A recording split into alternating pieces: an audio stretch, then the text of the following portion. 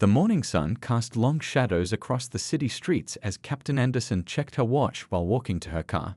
She had spent the last 15 years of her life dedicated to changing the police force from within, working her way up from patrol officer to becoming one of the few black female captains in the department's history. Today was supposed to be just another Tuesday, filled with meetings about community outreach programs she'd been developing. She smoothed down her casual blazer and checked her reflection in her BMW's window. She'd chosen to drive her personal car today since the morning meetings were with local community leaders who often felt intimidated by police vehicles. At 38, she carried herself with the quiet confidence of someone who'd earned every step of her success through hard work and determination. As she pulled out of her driveway in the peaceful suburban neighborhood she'd moved to just last year, her mind was already running through her presentation points. The new youth mentorship program was showing promising results, and she had the data to prove it. A small smile played across her lips as she thought about the teenagers who'd gone from viewing police officers as enemies to seeing them as potential mentors. The first hint that something was off came when she noticed a patrol car in her rearview mirror. At first, she didn't think much of it. After all, she was part of the force herself.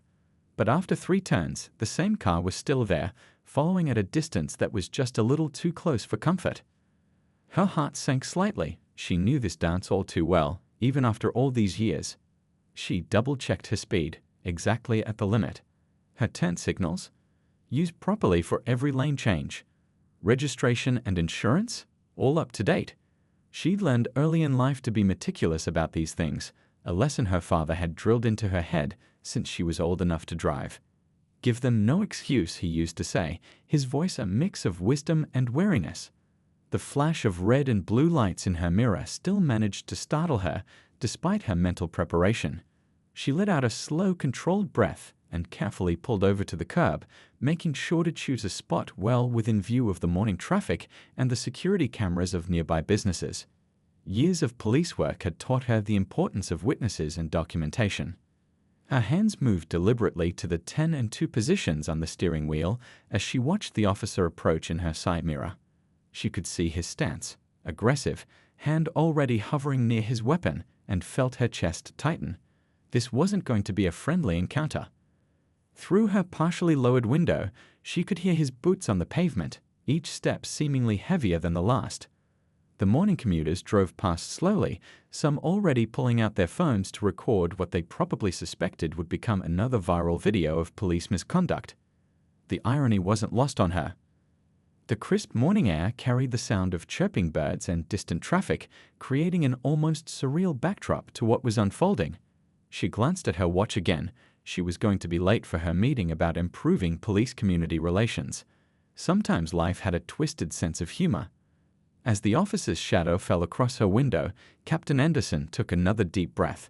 She'd handled countless traffic stops herself, trained dozens of officers in proper procedure, and yet here she was, about to experience what so many in her community face daily. The next few moments would test everything she believed about the possibility of change from within the system. License and registration, came the gruff voice, skipping any pretense of professional courtesy. She noticed he positioned himself slightly behind her window frame. Standard procedure, but his aggressive stance was anything but standard. Through her mirror, she could see his jaw was set, his expression hard. This wasn't about a traffic violation. This was about something else entirely. The morning sun continued to climb in the sky, casting a golden glow over the scene that belied the tension hanging in the air. Captain Anderson kept her face neutral, her movements slow and deliberate, knowing that what happened next would either reinforce or challenge everything she'd been fighting to change in the department. Little did the officer know, his next actions would set in motion events that would shake the entire police force to its core. Captain Anderson reached slowly for her glove compartment, making sure her movements were clearly visible. "Officer, I'm reaching for my registration," she said calmly, using the same steady tone she'd taught rookie officers to use during tense situations. The irony wasn't lost on her. "Just hurry up," the officer snapped, his hand still resting on his holster. She could read his nameplate now, Officer Wilson. His stance was all wrong, too aggressive for a simple traffic stop, and she made a mental note of every procedure he was breaking. As she handed over her license and registration, she noticed his eyes narrow at her address. It was in one of the nicer neighborhoods in town, an area where some people still did double takes when they saw her gardening in her front yard or jogging down the street. "Step out of the vehicle," Wilson demanded, not even glancing at her documents. His voice carried that edge of authority that expected immediate compliance, no questions asked. "Officer Wilson, may I ask why I'm being asked to exit my vehicle?" Her voice remained steady, professional. She knew her rights, both as a citizen and as a fellow officer, though she hadn't mentioned her position yet. Something told her to hold onto that card a little longer. "I said step out." His voice rose sharply, drawing the attention of more passers-by.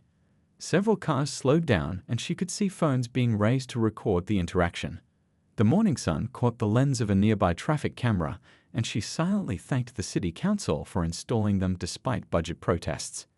Captain Anderson unbuckled her seatbelt with deliberate slowness, her mind racing through department protocols. Wilson was violating at least 3 of them already. "I'm complying, officer," she said clearly, knowing the importance of having her words recorded. "I'm opening my door now."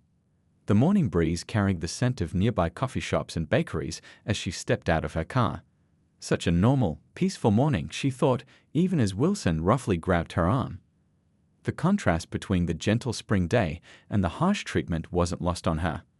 "Put your hands on the vehicle," he ordered, his grip tightening unnecessarily. She could feel the bruise forming already, more evidence for what would come later. "Officer, you still haven't told me why I'm being detained," she stated firmly, placing her hands on her car as instructed.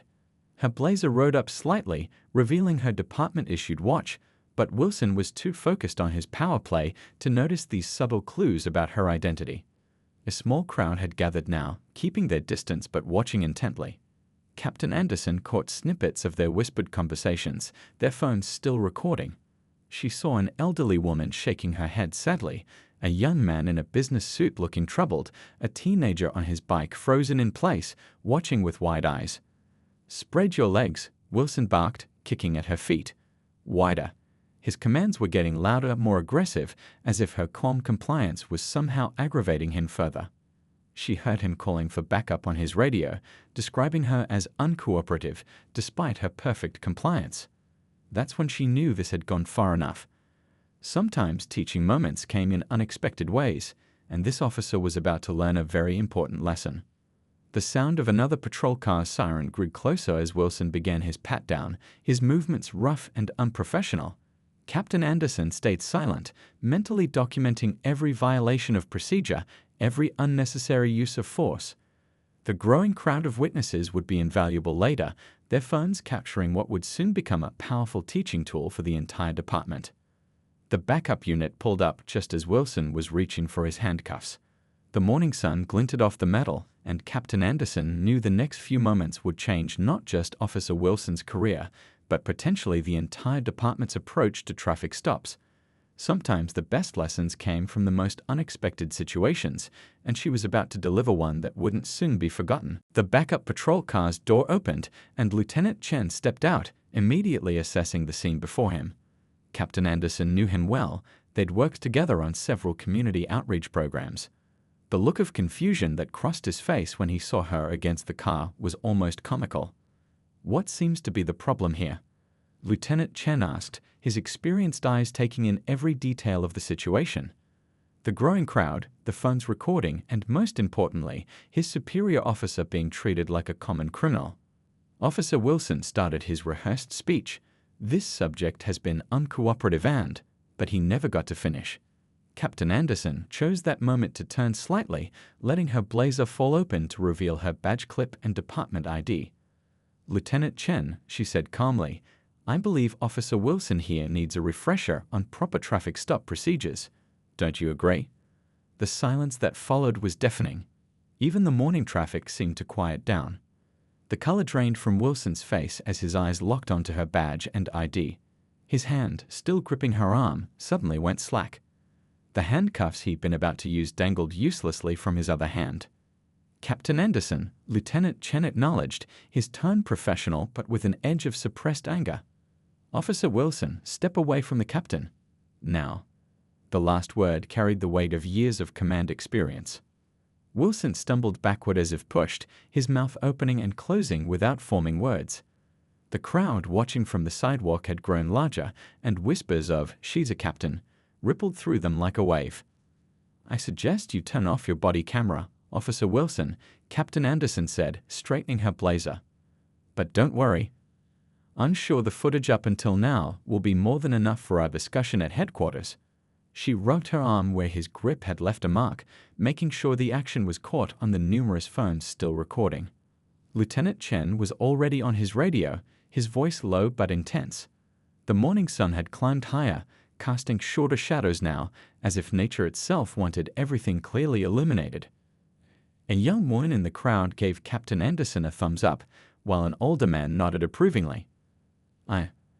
I didn't know," Wilson stammered, his earlier aggression replaced by growing panic. "Captain, I was just following." "Following what exactly?" She cut him off, her voice level but firm. "Not department procedure, certainly. Not the training on de-escalation techniques. Not the community engagement protocols." She took out her phone and began making notes, each tap of her screen making Wilson flinch. The crowd had started to disperse, but not before sharing their video clips on social media.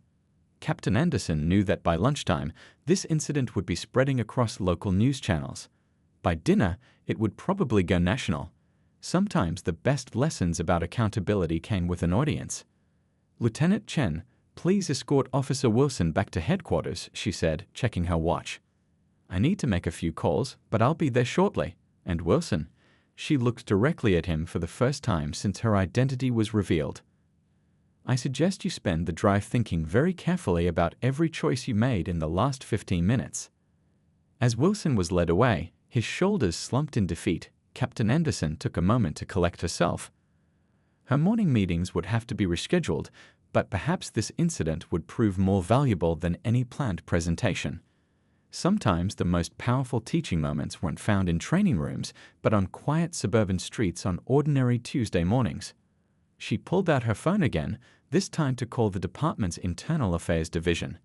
As she waited for the call to connect, she watched more patrol cars arriving, their lights flashing silently in the morning sun. This incident would change things, not just for Officer Wilson, but for the entire department. Sometimes change came from unexpected places, and she was ready to make sure this particular change stuck. The police headquarters was buzzing with activity when Captain Anderson walked through the front doors. Officers who normally greeted her with casual waves now stood straighter, their faces a mix of respect and uncertainty. News traveled fast in the department, and everyone knew about the morning's incident. She headed straight to the chief's office, passing the Internal Affairs detectives who were already reviewing Officer Wilson's body camera footage in the conference room. Through the glass walls, she could see them shaking their heads, rewinding certain parts multiple times. "Captain," the chief said as she entered, rising from behind his desk. His face showed the worry lines of someone who knew this situation could either destroy or rebuild trust in their department. "I've seen the preliminary footage. This is concerning." "Concerning is putting it mildly," she replied, placing her phone on his desk. "I've already received calls from 3 news stations, and the videos are spreading online. But more importantly, I have something to show you." She pulled up Officer Wilson's record on the computer. The pattern emerged quickly as they dug deeper. Complaints that had been dismissed. Warning signs that had been ignored. Traffic stop statistics that showed a clear bias. Each piece of evidence was another crack in the system they'd both trusted to work. "Look at these numbers," Captain Anderson pointed out, scrolling through the data. "In the past 6 months alone, Wilson has pulled over minorities at 4 times the rate of other officers in his district. The complaints about aggressive behavior were all there, just buried in the paperwork." The chief's phone kept buzzing. Messages from the mayor's office, the press, community leaders. Outside his office, they could see more internal affairs officers gathering, preparing for what would become one of the largest internal investigations in the department's recent history.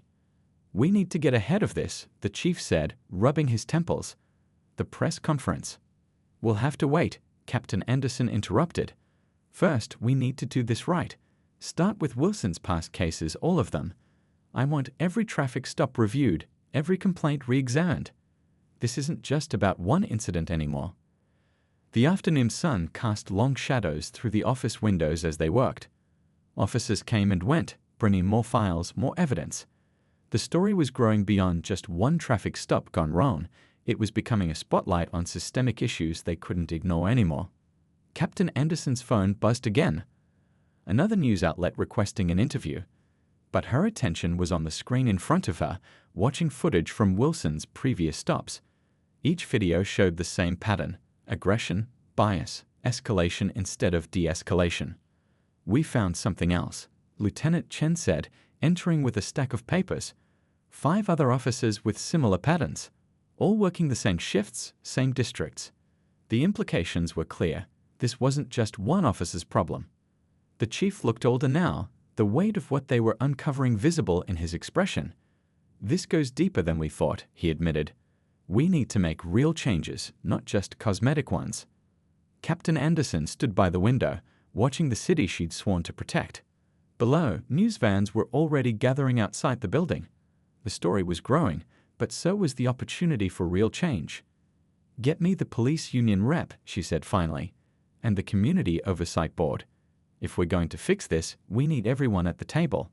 She touched her arm where Wilson's grip had left a bruise, a reminder of why this mattered so much. The afternoon stretched on, filled with meetings, calls, and revelations. But for the first time in years, Captain Anderson felt like they were finally peeling back layers of a problem that had been ignored for too long.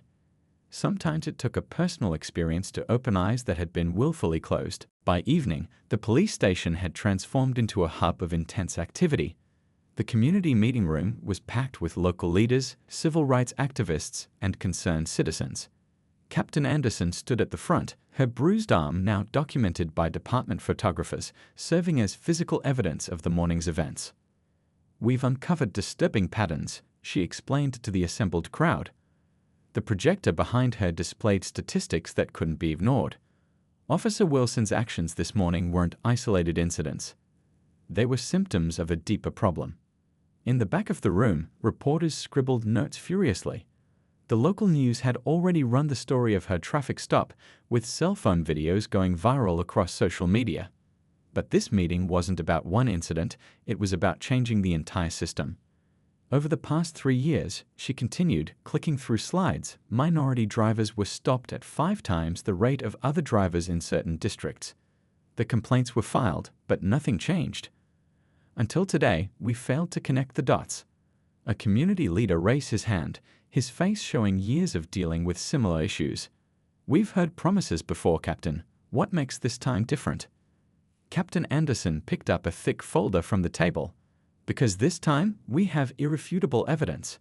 And this time, she paused, making eye contact around the room. The victim was a police captain who knows exactly how to make the system work. The internal affairs team had been working non-stop, reviewing years of body camera footage. On a screen in the corner, muted videos played showing similar incidents: traffic stops gone wrong, unnecessary escalation, clear bias in action.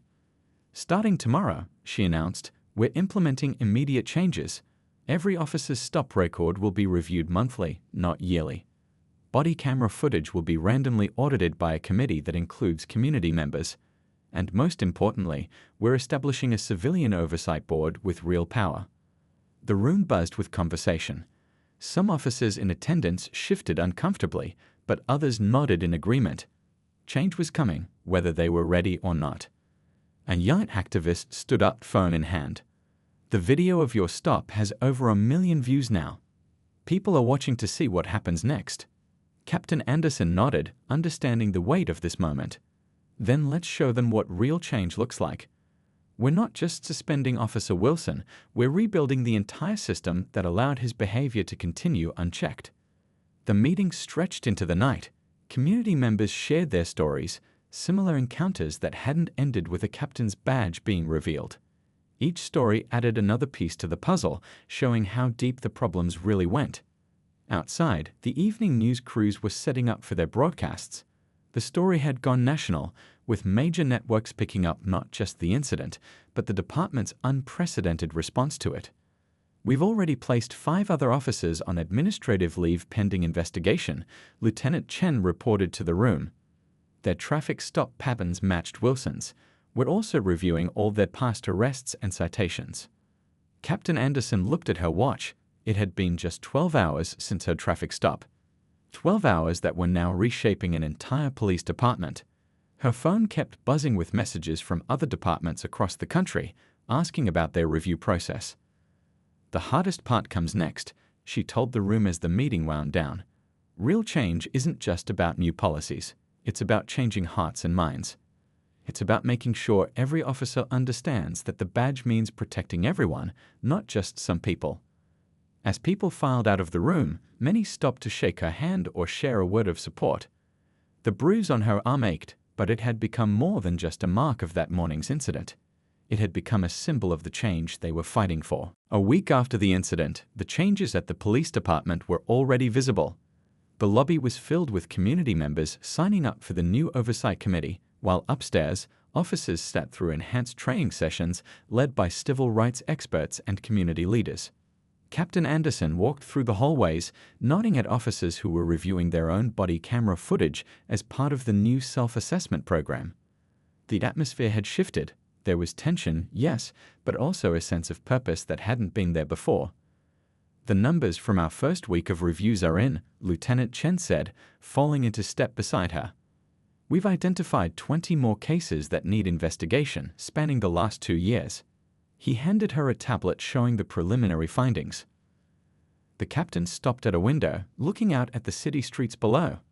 On the corner, she could see one of their officers chatting with local shop owners, part of the new community engagement initiative. How are the officers taking it? She asked. Mixed reactions, Chen admitted. Some are defensive, but others, they're starting to get it. Especially after watching your traffic stop footage in training. It's different when it happens to one of our own. The department's break room had been converted into a temporary review center where civilian volunteers worked alongside internal affairs officers, examining years of traffic stop data. The walls were covered with charts and graphs, each telling part of a story that couldn't be ignored anymore. Captain, a young officer called out, hurrying up with a report. The first batch of body camera reviews just came in. Officers are already showing changes in their interaction patterns. The de-escalation techniques are being used more consistently. She took the report, scanning the numbers. Small changes, but significant ones. Every interaction logged, every pattern noted, every complaint tracked and addressed immediately. The system they were building wasn't perfect, but it was better than what came before. In her office, a wall of screens showed live feeds from patrol cars across the city.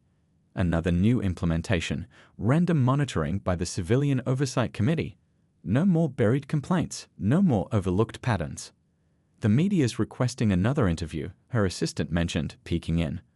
They want to know about the other departments adopting our new protocols. 3 other cities had already reached out, asking for guidance in implementing similar changes. Captain Anderson smiled slightly, remembering Officer Wilson's face when he realized who she was. He'd been terminated last week, along with 2 other officers whose records showed similar patterns. The police union had protested, but the evidence was too clear to ignore. The community feedback forms are showing improvement, Lieutenant Chen added, pointing to another report. People are noticing the difference in how officers interact with them. It's small, but it's a start. A group of new recruits passed by her office, fresh faces eager to serve. Their training now included extensive community interaction, implicit bias recognition, and regular cultural sensitivity sessions. The old guard might resist change, but the next generation would do better. The afternoon sun streamed through her office window as she reviewed more reports. Her bruise had faded, but the impact of that morning continued to ripple outward.